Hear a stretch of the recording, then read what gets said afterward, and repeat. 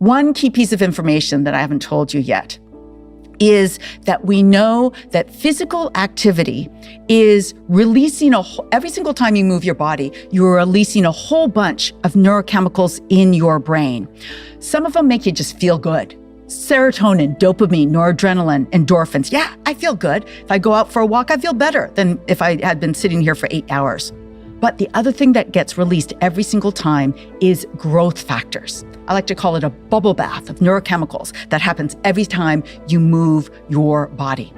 What that growth factor does is it goes directly into your hippocampus and it helps brand new cells grow in your hippocampus. The hippocampus is only one of 2 total brain areas where new cells can grow. That's not the same as synapses, which are connections in the cells that are already there. But the hippocampus can grow new cells. And this is really important because many people know that the hippocampus is attacked first in Alzheimer's dementia. And so exercise is not going to eliminate that disease state.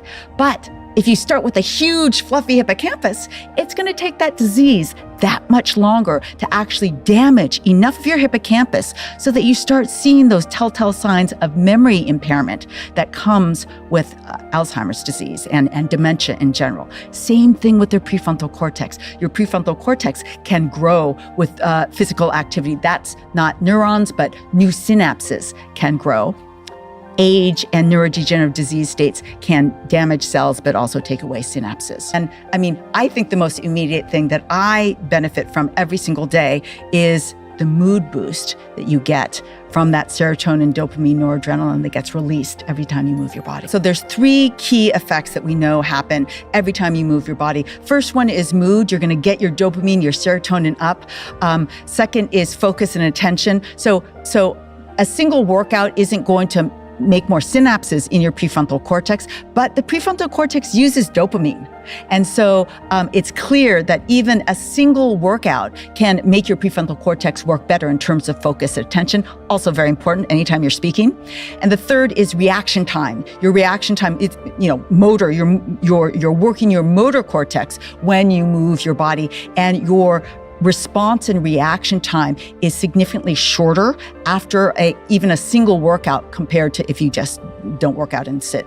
My number one most powerful tool that you can do to protect your brain from aging and neurodegenerative disease states is start walking.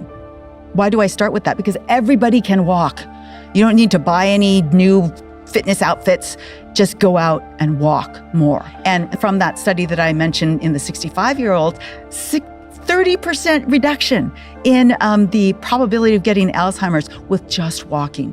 You said that if I go and start walking and I do exercise, my prefrontal cortex will grow, which is the decision-making center, right? Yes. So does that mean then that if I am somebody who is very sedentary, I don't do much physical activity, that my decision-making will be worse compared to what it could be with the same person if they were active? Yes. That there is that potential. Brain plasticity and the neuroscience of brain plasticity tells us that absolutely with physical activity, you have great potential to improve the function of your prefrontal cortex. And I must specify a little bit, the main function that has been shown to be particularly sensitive to regular physical activity is shifting and focusing your attention. So being able to listen to me while you might be paying attention to the AV guy that might be telling you something right now. So to be able to do that effectively, that is one of the things that we know is helped with regular physical activity.